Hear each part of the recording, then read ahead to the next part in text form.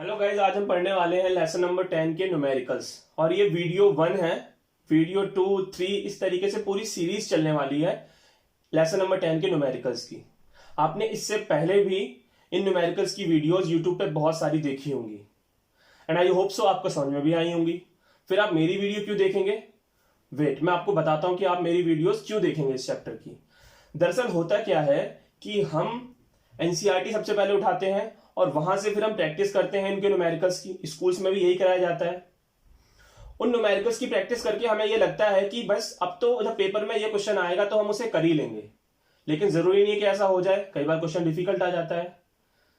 कई बच्चे क्या करते हैं, एनसीईआरटी के अलावा मार्केट में जो बुक्स अवेलेबल हैं साइंस की उनको उठाते हैं और उनमें जो इस चैप्टर के एक्स्ट्रा न्यूमेरिकल्स के क्वेश्चंस होते हैं उनको भी सॉल्व कर लेते हैं, ताकि ये पक्का हो जाए कि हमारे 3 या 4 नंबर का जो पेपर में न्यूमेरिकल आएगा वो हम कर ही पाए। बट सीबीएसई वाले भी ये बात जानते हैं कि बच्चे एनसीईआरटी के अलावा भी जो मार्केट में बुक्स अवेलेबल हैं उनकी प्रैक्टिस करेंगे।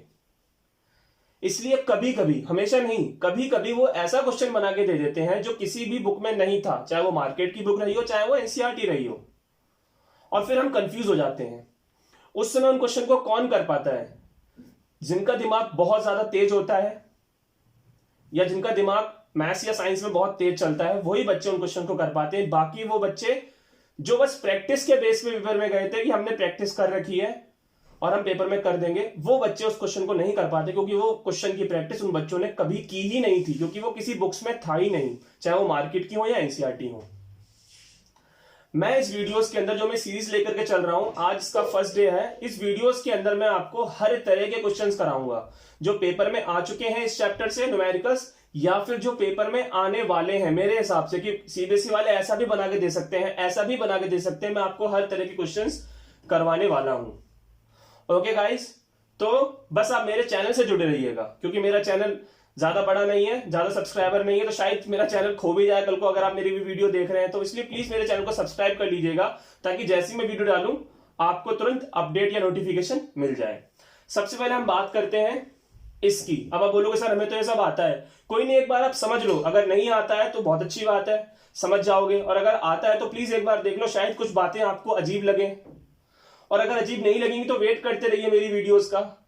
कुछ क्वेश्चन ऐसे जरूर आएंगे जो आप कहेंगे कि हाँ यार ये क्वेश्चन तो हमें नहीं आता था। चलिए ठीक है।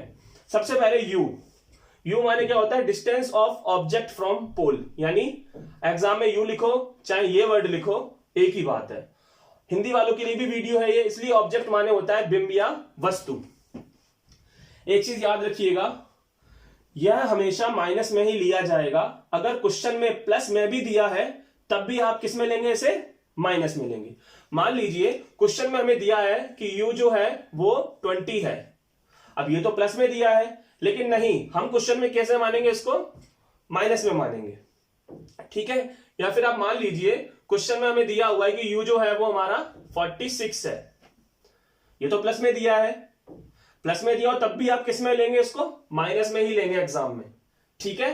एक चीज और, मान लीजिए आपको u जो है वो क्वेश्चन के अंदर ऑलरेडी माइनस में ही दिया हुआ है, पहले से ही माइनस में दिया है, तो अच्छी बात है, क्योंकि u तो हमेशा माइनस में ही लिया जाएगा, पहले से ही माइनस में है, तो कोई दिक्कत नहीं है, आप इसको माइनस में ही मान के चलेंगे, ठीक है। Okay guys, I hope so it is clear now. अब हम बात करते हैं v की। v जिसे हम बोल सकते हैं distance of image from pole. Image को हिंदी वाले बोलेंगे प्रतिबिंब, ओके। ऑब्जेक्ट को क्या बोलेंगे हिंदी वाले? बिंब और वस्तु। और इमेज को हिंदी में क्या बोलेंगे? प्रतिबिंब। v को हम एक नाम से और भी जानते हैं, position of image. Position of image, ठीक है। जो v है ये प्लस और माइनस दोनों में हो सकता है, इसलिए इसके बारे में मैंने अभी कुछ नहीं लिखा है। जब हम वीडियोस में आगे चलेंगे तब हम इसके बारे में और भी अच्छे से समझ जाएंगे। फिलहाल मैंने u के बारे में ही लिखा था, ठीक है। कॉनकेव मिरर, हम इसे कन्वर्जिंग मिरर भी बोलते हैं। हिंदी वाले इसे अवतल दर्पण या अभिसारी दर्पण के नाम से भी जानते हैं। एग्जाम में चाहे कॉनकेव लिख के आए या कन्वर्जिंग लिख के आए, एक ही बात है।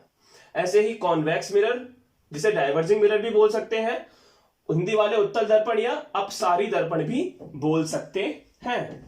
अब हम बात करते हैं एफ की। तो एफ का मतलब होता है इंग्लिश में फोकल लेंथ और हिंदी में होता है फोकस दूरी। अब एक बात ध्यान रखिएगा, अगर क्वेश्चन में कॉनकेव मिरर आपको दिया है या आपको कैसे भी पता चल जाता है कि ये जो है वो कॉनकेव मिरर है, तो आपको जो एफ है वो किस में लेना है, माइनस में, ठीक है। और अगर क्वेश्चन में आपको पता चल जाता है या दिया है कि ये कॉन्वेक्स मिरर है, तो आपको एफ किस में लेना है, प्लस में। मान लीजिए क्वेश्चन में आपको दिया है कि जो एफ है वो 20 है, क्या है आपका एफ, 20 है, और क्वेश्चन में दे दिया है कि वो कॉन्वेक्स कॉनकेव मिरर का एफ है, किसका, कॉनकेव का। इसमें एफ किस में होता है, माइनस में, तो आप किस में लेंगे फिर इसको, माइनस में। लेकिन अगर यही एफ जो है वो किसका होता, कॉन्वेक्स मिरर का होता, तो प्लस का प्लस में ही रहने दिया जाता। आप लोग समझ गए हैं, आई होप सो आपको समझ में आ गया होगा। अब हम आगे चलते हैं। एच जिसे बोलते हैं हाइट ऑफ ऑब्जेक्ट, इसे साइज ऑफ ऑब्जेक्ट भी कह सकते हैं। हिंदी वाले इसे बिंब का आकार या बिंब की ऊंचाई कह सकते हैं। बिंब क्यों लिखा मैंने यहाँ पे, क्योंकि बिंब माने क्या होता है, ऑब्जेक्ट होता है, ठीक है। ऐसे ही एच डैश, इसे एच डैश बोलते हैं। ये डैश बहुत इंपॉर्टेंट है, डैश हटाओगे तो ये बन जाएगा, डैश लगाओगे तो ये बन जाएगा। H dash height of image, इसे साइज ऑफ इमेज भी बोल सकते हैं, और हम प्रतिबिंब का आकार या प्रतिबिंब की ऊंचाई भी बोल सकते हैं। लास्ट है हमारा एम। एम माने मैग्निफिकेशन, जिसे हिंदी में बोलते हैं आवर्धन। एक चीज बहुत इंपॉर्टेंट है, ध्यान रखिएगा, अगर एच डैश की वैल्यू निकल ना रही हो, यानी पहले तो आपको एग्जाम में ट्राई करना है। क्वेश्चन ने कहा आपसे एग्जाम में कि हाइट ऑफ इमेज बताओ, या क्वेश्चन ने आपसे कहा एग्जाम में साइज ऑफ इमेज बताओ, तो आपको क्या निकालना है, H dash. Size of image के लिए क्या निकालेंगे हम, एच डैश। तो एच डैश हम पता करेंगे पहले फॉर्मूला लगा के, वो फॉर्मूला हम आगे वीडियोस में समझेंगे। तो हम एच डैश पता करेंगे फॉर्मूला लगा करके। लेकिन अगर एच डैश फॉर्मूला लगाने के बाद भी किसी भी तरीके से सारे तरीके लगाने के बाद हमें एच डैश की वैल्यू पता नहीं चल रही है, तो हम एम को ही साइज ऑफ इमेज मान लेते हैं। तो हम एम को ही एच डैश मान लेंगे। कब, अगर हमें एच डैश की वैल्यू पेपर में नहीं दी है, निकालने के लिए कहा है लेकिन नहीं निकल रही है, तब हम एम को ही क्या मान लेंगे, एच डैश मान लेंगे, ठीक है। ये मैंने आपको अभी बताया है, इसे आप नोट जरूर कर लीजिएगा ये कॉपी के अंदर। फिर मैं अगली वीडियो लाऊंगा, उसमें जो मैं आपको पढ़ाऊंगा वो भी आप इस कॉपी में नोट करते जाइएगा वन बाय वन, ताकि आपके नोट्स प्रिपेयर हो जाएं। और जब ये सीरीज खत्म होगी वीडियोस की, उसके बाद आपको इस चैप्टर से हर तरह के न्यूमेरिकल्स आते होंगे पेपर के अंदर, और डेफिनेटली आप 4 या 3 मार्क्स के जो क्वेश्चंस आएंगे 1 या 2, वो आप पूरे करके आएंगे पेपर में, ठीक है। तब तक के लिए बाय, मिलते हैं हम नेक्स्ट वीडियो में।